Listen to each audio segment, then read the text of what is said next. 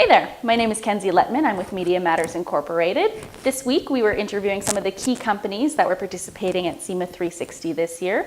Stay tuned for what they have to say. I did do a little research. You guys you've got the new products, the line, the buffing system. You've got that. Yeah. So Shopline we actually launched at SEMA last year. Okay. But I don't know how much you know about the industry, but it often takes a long time to get this industry involved with new products. There a lot of folks are set in their ways, and they're slow to change and slow to look at what's new out there. So we're still promoting it heavily. It's still kind of our newest product in the Presta lineup, and so we're still gaining a lot of traction. We're still getting the word out on that. So that's really what we're featuring for this, for SEMA.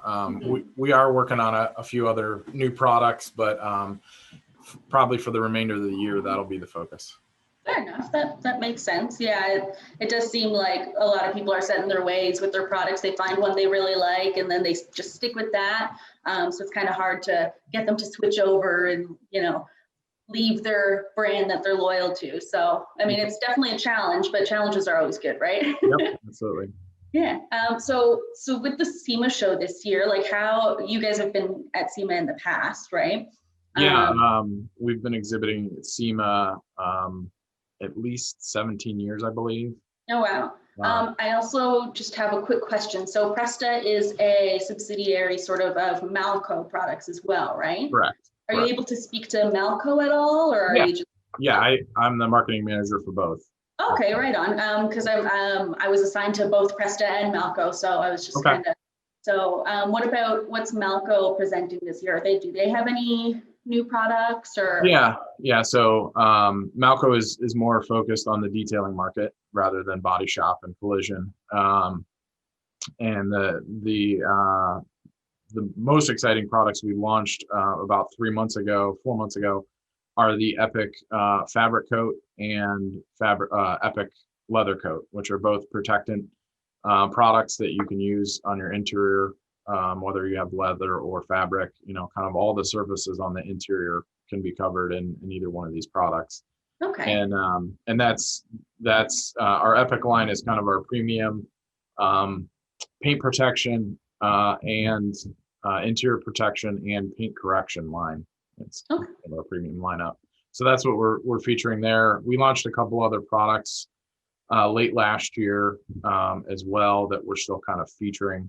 Iron Blaster is one of them for removing the iron fallout and the industrial fallout that you get on a car, those rust spots. Yeah. Great for removing that. And then also we launched late last year our Epic CR2, which is our ceramic SiO2 spray sealant. Okay, right on. Good stuff. So sorry, I sidetracked a little bit there. Moving on to just preparing for SEMA this year versus going to Vegas and actually participating in the show versus the digital. Like, what did you guys do differently? Was there like more preparation, less preparation in terms of getting ready for like the digital version? Yeah, a lot less. So we generally start preparing for SEMA in April, and this year with the uncertainty, we really held off until about June or July, whenever they announced that SEMA announced that we had until the end of August to decide if we wanted to go. Yeah. We had decided early on that if we were going to go, and if things opened up more, that we would use our same assets that we've been using for the last 2 or 3 years. We have a is it a 30 by? I think it's a 30 by 40 booth, and we were going to use a lot of the same assets. We just refreshed the graphics for last year's SEMA, so we were going to use the same graphics package for the most part, and just change out a few small things and a few featured products. But for the most part, it was going to be pretty straightforward. And then towards the end of August and September, we we heard that it was going to be canceled, and we really just shifted gears to figuring out what this whole thing was. The biggest hang up, and I don't know if you've heard this from other folks, is that SEMA didn't provide great direction soon enough. Thanks for watching. This was a Media Matters production. If you liked what you saw, subscribe for more, or check out our other videos.